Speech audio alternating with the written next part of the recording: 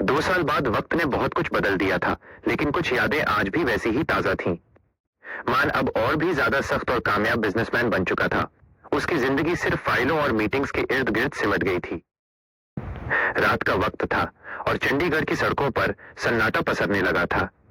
मान, जो हमेशा अपने कायदे कानून और सख्त मिजाज के लिए जाना जाता था, एक बिजनेस मीटिंग से बाहर निकला। उसका मूड पहले ही खराब था, क्योंकि डील उसकी शर्तों पर नहीं हुई थी। उसी वक्त क्लब के पिछले दरवाजे से एक लड़की लड़खड़ाती हुई बाहर आई। वो गीत थी। उसने होश तो नहीं खोए थे, लेकिन चढ़ी हुई शराब ने उसकी जुबान और कदमों को बेकाबू कर दिया था। पहली मुलाकात, टकराव। मान अपनी कार की तरफ बढ़ ही रहा था कि अचानक गीत उससे आकर जोर से टकराई। अगर मान उसे नहीं थामता तो वो जमीन पर होती। मान ने उसे बाजुओं से पकड़ा, लेकिन उसके चेहरे पर चिढ़ और गुस्सा साफ था। मान दहाड़ते हुए, अंधाधुंध चल रही हो, दिखाई नहीं देता सामने कौन है। You are completely drunk. Geet उसकी शर्ट का कॉलर पकड़कर हिचकी लेते हुए, ओहो, इतना गुस्सा? आप तो बिल्कुल उस कड़क चाय की तरह हैं जो बिना चीनी के बनाई गई हो। तौबा तौबा, इतनी बड़ी बड़ी आंखें क्यों निकाल रहे हैं? मान दांत पीसते हुए, तमीज से बात करो। तुम्हें अंदाजा भी है तुम किससे टकराई हो? अपना हाथ हटाओ मुझसे। गीत खिलखिलाकर हंसते हुए, किससे टकराई हूं? किसी ऊंट से, या शायद किसी पहाड़ से। जो भी हो, बड़े सख्त हो जी आप।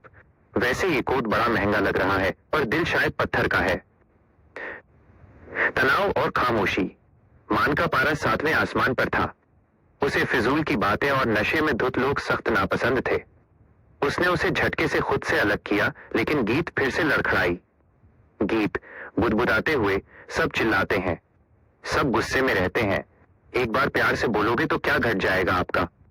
गीत की आंखों में एक पल के लिए आई उस नमी ने मान को रुकने पर मजबूर कर दिया।